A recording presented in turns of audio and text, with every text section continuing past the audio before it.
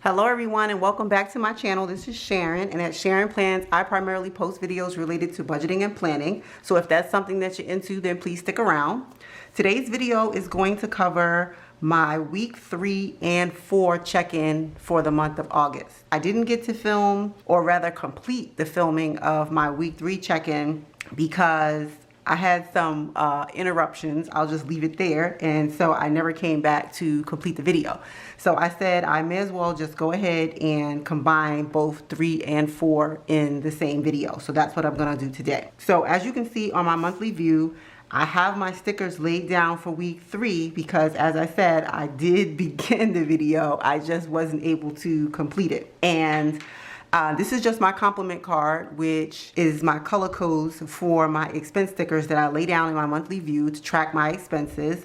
And for this month, I've started tracking my sinking funds expenses with these like light lavender stickers. So that's something different that I started doing this month, and I think I'm going to continue in the future. Let's just get right into it. For week number 3, I had my, which goes from the 17th to the 23rd, I had my Citibank card payment, which did come out. And I'm so happy to tell you guys that that credit card is at a 0 balance. However, I do still have an open dispute for an item that I purchased that still has not closed. Still waiting for a response back from a credit that I should have received at the beginning of the pandemic that I still have not received. So hope I get that. I think they said the deadline is sometime next week to hear back from the merchant, and we should have that all cleared up, but I should be good to go.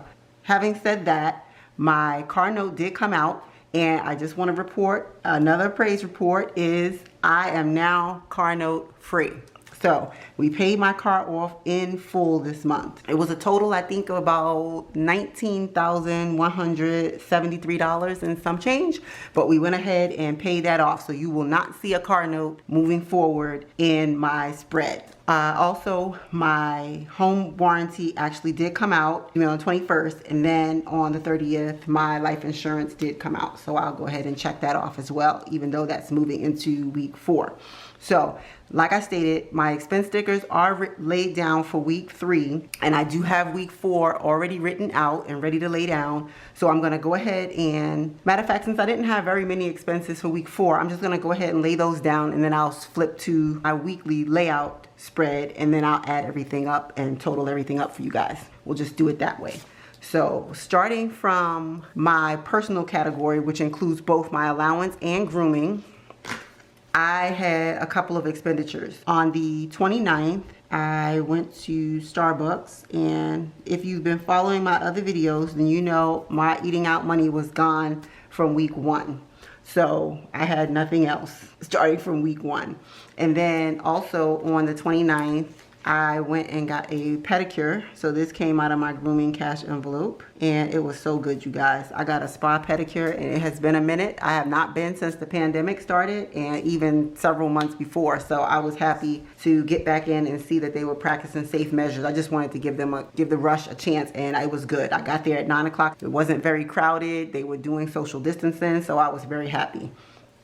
I also went to get my eyebrows done. I was just trying to make it a day. I had a week. This week was very long, you guys, so I was just happy to just pamper myself and just do some things that I wanted to do. That concludes my spending for my personal category. Next, I have my groceries category, which includes both my eating out and groceries. And I had one expense for groceries at Costco, and that was also on the 29th. So 29th was a busy day. I got up and out and at it really early, and I just kept going. So that was the only expenditure that I had out of my groceries category. For my gas, I did not have to fill up because, as you guys know, I'm still working from home, so I did not have to fill up again this week. I've been having a pretty busy month and an expensive month out of my sinking funds, but thankfully I didn't have to spend anything this week out of my sinking funds, and I had no unbudgeted expenses this week. So that concludes my spending for the 4th week of August. So I'm just gonna flip really quick to the next page, which has my weekly check-in spread. And so this is my weekly check-in spread. And so as I stated, week 3 goes from the 17th to the 23rd. So I'm just going to grab my phone and we're going to go ahead and add that up. So my personal is all of my blue stickers. So from the 17th, I had my hair deposit, because I always make another appointment for my hair after I'm done because she gets really booked up. So I had a hair deposit, which I paid to schedule my appointment on the 18th. And that is the only expense that I had for that week out of my personal category. So that was for $50. So I'm gonna go ahead and check this one off. So for personal, for week 3 was $50. And so moving from week 2, I had a remaining total of $306 between both my personal and my grooming cash envelope. Going into week 4, I had a total of $256 remaining. Okay, and then next we're looking at my groceries category, and that's both my eating out and groceries. Starting from the 17th, I went to ShopRite and I spent $48. And then I went to Starbucks, which I just took out of my groceries category because I didn't have any eating out funds, and that was $30. So that was a total of $78. And then I went to Target on that Sunday, so that was the 19th. That was the 23rd, and that was for $19. So I spent a total of $97 out of my groceries category in week 3. So I'm just gonna go ahead and check those off.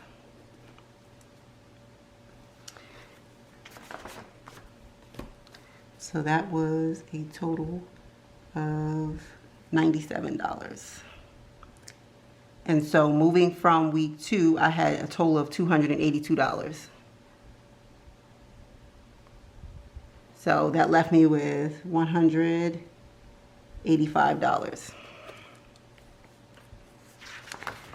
And then for week 3, I didn't have any gas expenses, nor did I have any unbudgeted expenses. So I can put a 0 for gas and a 0 for unbudgeted. And then I'm just gonna carry over my $139 that I already have for gas, and I don't take my gas money out of the bank. I leave that in there and I just use my debit card when I go to the pump, and I don't budget anything for unbudgeted, so I'm just gonna go ahead and line that out. And then I'm gonna go ahead and move into week number 4. So for week number 4 for personal, and that goes from the 24th through the end of the month, like I said, I had one day where I just went and did everything. So I had $10 for my eyebrows, $74 for a pedicure, and $11 for Starbucks. So that's a total of $95. And I'm just gonna have to tell y'all, I have never paid $74 for a pedicure before in my life. So I think that must be pandemic pricing. Because when I got to the register and she said how much my pedicure was, I was like, wait, did I hear you correctly? But that's what it was, and look, if that's what they felt they needed to do, that's what they felt they needed to do, raise those prices. So, but I was happy with the service, so I paid with no problem.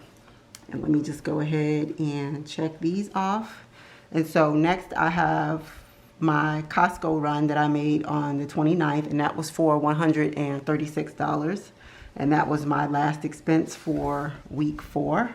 So that was $136. And again, I did not fill up with gas, and I did not have any unbudgeted expenses, thank goodness. So that is 0 and 0. And so left over from week 3, I had $256 remaining in my personal category.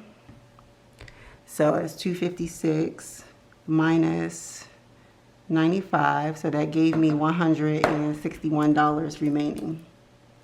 And then rolling over from week 3 for my groceries, I had $185 and I spent $136, so that left me $49. And then gas, I didn't spend anything, so I'm rolling over my $139 and unbudgeted. Since I don't budget anything, I just line that out. So this is what my spread is looking like for the 4th week of August. So I'm just gonna get my cash envelopes and then I'm just gonna count everything out. Starting with my allowance. This is my allowance cash envelope. I have remaining 20, 40, 61. So I have $61 remaining for my allowance category. And this is pretty good because I only give myself $100 and usually I'm spent early in the month, at least halfway through. So I've been making it a conscious effort to try not to just spend frivolously. Even though I'm still buying coffee and Chick-fil-A, I am still trying to not get some of the other things that I would normally buy. So here's my grooming cash envelope.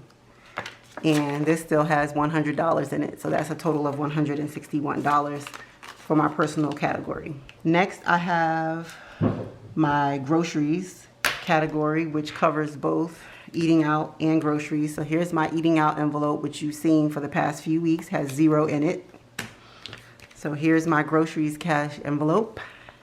And I have 20, 40, 1, 2, 3, 4, 5, 6, 7, 8, 9. So everything checks out there. And I'm actually pretty happy about still having money left over in my groceries category because this is a category that I usually go over in as well.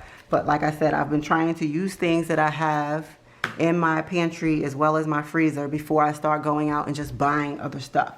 So I think I still can stand to get a bit better, and I will. But for now, I'm happy that I still have money left over, considering that we're eating at home and we're still at home all day. So let me just tally up my results, and then we can go on to picking our numbers for my 52-week challenge.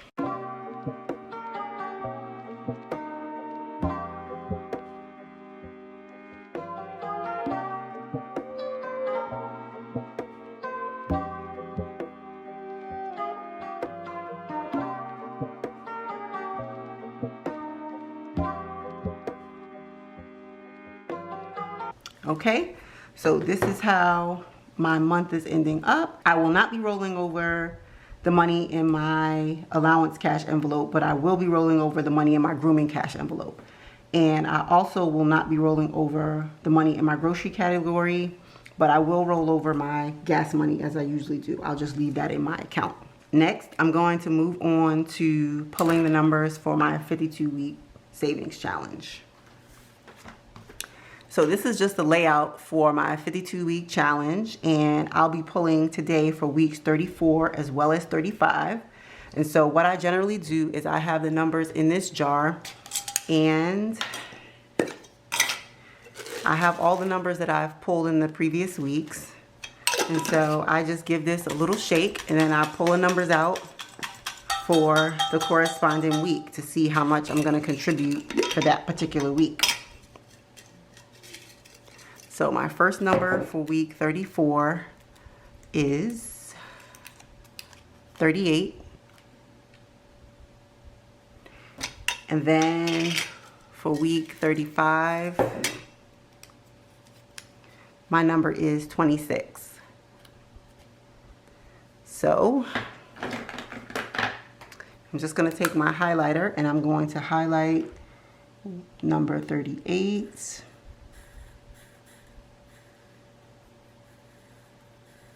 And then I'm going to highlight 26.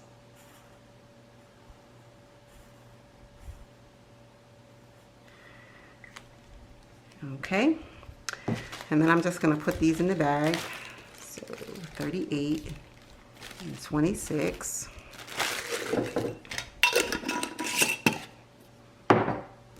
And then I'm going to go to the front where I track how much I am contributing for whichever week. And here is where I'm tracking. So for the month of August, for week 34 is going to be $38, and then for week 35 is going to be $26. So I generally fund this when I'm doing my results video for that particular month. So you'll see me stuff my fund actually at that time, but I'm just going to tally up how much I'll be saving for the month of August, and then the grand total that I've saved thus far. So for week 32, I pulled the number 20.